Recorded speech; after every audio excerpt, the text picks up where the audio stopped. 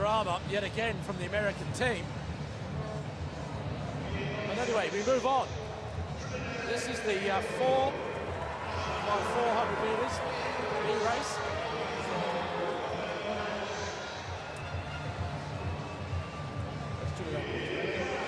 Coming up there, and the Bahamas. Obviously, the Bahamas unfortunately suffered badly in qualifying. One of their runners actually dropped the back as she was running around. So inevitably, because of that, they didn't make the final cut. There's the Canadian team. Martin, Muir, Wales and Dawn. Canadian team finished 5th in their heat.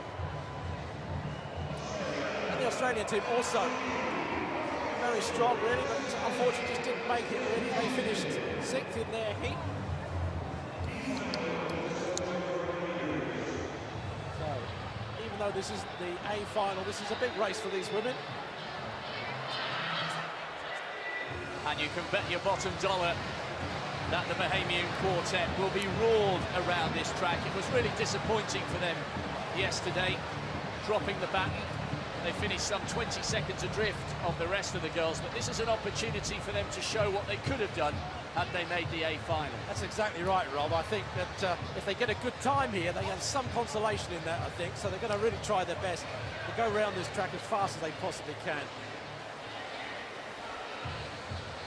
They're still changing the blocks over from that 100 metres, which we previously saw. The drama goes on there. The crowd's still stunned, I think, for the fact that the Americans never made it through. But nevertheless, the Jamaican team will be very pleased indeed, I think. Well, and there's the not inconsiderable factor that the likes of Germany and Canada who've got through, obviously you would have expected those nations to feature in the one-lap relay come Beijing, but by virtue of the fact that they've made the final, they are guaranteed a place in the starting lineup at next year's World Championship. That is the carrot that dangles on the one-lap and four-lap relay. Yet another reason why so many nations have sent such good squads here for this event, which everyone hopes will become a regular on the annual athletics fixture list. Well, blocks are now in place, and the women are just about to get down to the first leg. There's some of the other leg runners just relaxing just before they take to the track. Christine Amatil there, what a brilliant servant she's been to Bahamian athletics over the years. It was Amatil who was the last leg runner in the opening heat yesterday. She stood there and had literally, as you've already pointed out, guys, literally had around a 13-second wait as the baton was dropped somewhere around the 200-meter start. But she was given the most rousing reception as she ran through the line after receiving the baton. She practically ran by herself, giving it all she had. Well, here's the four-lap race. It's the B final, I'm afraid, but nevertheless, 4 countries taking part in this: Australia, Canada, the Bahamas, and on the outside, Trinidad and Tobago. Well, what can the Bahamian team do? As we've all pointed out, we'd like to see them run really well, because it was a massive mistake, really, yesterday, in front of their home crowd, too. So, taking you through the runners and riders from the inside, it's Annalisa Ruby, semi-finalist in the World Juniors over 400 in 2010. She starts in lane 3 for the Australians. Then Jenna Martin of Canada, Ines Clark and Shauna Firmin. And listen to the reception for the Bahamians. There's Martin, Olympic semi-finalist 2 years ago in London. And then Ruby, second in the Australian National Championships, which have already happened this year, of course. Their summer and their winter being the other way round. There's Martin. Clark in 5.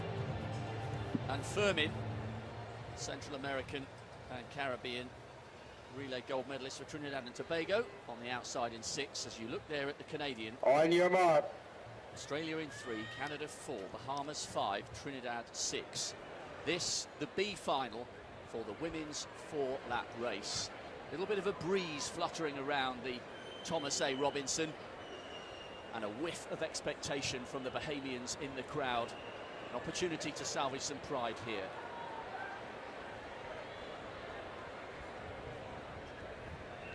Set.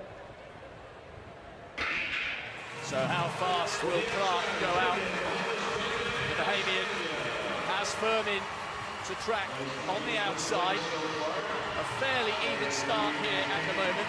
Martin's gone out well for Canada as they head down the back straight. The crowd on the far side of the arena are roaring their approval to Lynette Clark. And she's coming up now onto the shoulder of Firmin, and the crowd are responding in kind. Good run though by Jenna Martin of Canada, and the Australian Ruby is now starting to pick up her form on the inside. Clark just getting a little bit heavy-legged here as Firmin begins to respond. Martin's drifting backwards, and it's the Trinidadian who is once again re-establishing her stagger. It's the Australians who take the baton just first ahead of Trinidad, with the Bahamians in third. So the Australians on the inside with Morgan Mitchell there, and for Trinidad, Elena Brooks. And the crowd can see that Christine Amatil is gaining now for the Bahamas. A world indoor silver medalist 11 years ago, 35 years of age now, and getting tremendous support from this crowd for the Bahamas. And it's still all to play for in this very closely contested B final of the women's 400 metres. Order changing rapidly all the time. Still Christine Amatil running strongly for Bahamas. Just hear the noise from the crowd. What a fine leg it's been, but Mitchell fighting back for Australia, and the Australians just going to hold it in the lead first. Not much to choose between it. The Bahamas getting taken ground. So Henfield has gone off like a rocket for the Bahamas on this third leg. She's being pursued by Gooley of the Australians, and look at the leg being turned in by Howell of Trinidad and Tobago. She's absolutely blazing past the Australian Gooley and is closing the stagger on Henfield of the Bahamas. Will she? She's gone into the lead. Will she pay for going out so hard, so early? Henfield, the advantage that she was handed the baton with has been eaten up as Gooley and Howell have gone storming past her. Howell now has beginning to tie up and rock and roll a little bit. Henfield is boxed in on the inside. Julie looking very strong indeed. The Australian under-23 400 metre champion 2009. Silver medalist in the 400 hurdles last year. And she is using that hurdle strength to give Australia a commanding lead on this fourth leg. Last leg now, and Perkin of Australia has got a 10-metre gap, and she's working hard, but they're closing her down. Just on their inside there, Dora of Canada is maybe gaining every stride and coming hard as you'd expect. Byfield now of the Bahamas, and the crowd down the back straight realise it, and they're on their feet. Australia though still in the lead, just behind Canada, shadowing all the way, and the Bahamas are closing. These three are clear. Australia is working hard. Perkin is pushing her legs. She's a tall woman, but round the outside now, it's Modeste of the Bahamas. Can she do it? The Australian is still working hard, but Modeste is closing. She's passing the Canadian. She's still trying to close, but I think it's going to be Australia that takes it. Australia gets one. The Bahamas a great run from then in second place, and in the end, Canada gets third. Well, you might call that a B final, but there was nothing second-rate about the effort or the energy generated by the crowd. A fantastic race to watch, and the Bahamians came oh so close, but two fabulous legs by Morgan Mitchell heading out second for the Australians, and Jessica Gooley on the third leg was absolutely superb, and that was the advantage the Australians needed to hang on and beat the Bahamians. The speed and strength that Jessica Gooley demonstrated was absolutely remarkable. She put the hammer down from the back straight, and she maintained it all the way down the home straight to give Australia around a 10-metre gap going into that fourth and final leg. But all credit really also to their last leg runner, Lizzie Perkin there. Silver medals at the Australian Championship for about 4 or 5 times. She really did hold her form all the way. Big challenge coming from behind. It's difficult to do that. But it's great to see the Australian team coming away with something here. They've got a big team over, the Australians. And here's the last half lap here, really. You can see the Australian Perkin working really hard. She's a long striding woman. And at this point in time, we thought that Modeste was going to come past all of them. Well, The Bahamian was working hard, she's pushing hard as best she can. She's coming past door of Canada. And the crowd now are on their feet screaming, trying to push her on past the Australian, but the Australian was just too strong in the end. The strength in the end was too much. She goes through with about 5 or 6 metres. But a great run from both these teams, I think, in the end. I think the advantage the Australian had at the start of that leg made the difference, because Byfield worked so hard to close the gap, but just ran out of juice at the crucial time. But a great race to watch, and what a way to warm up for the A final. Well, there's the final of the 4-lap race. Great performance from the Australian team, 3:31.01, and season's best from Bahama and the Canadian teams in second and third there. Tell me, how does it feel to win a B final in the World Championships? Oh, great.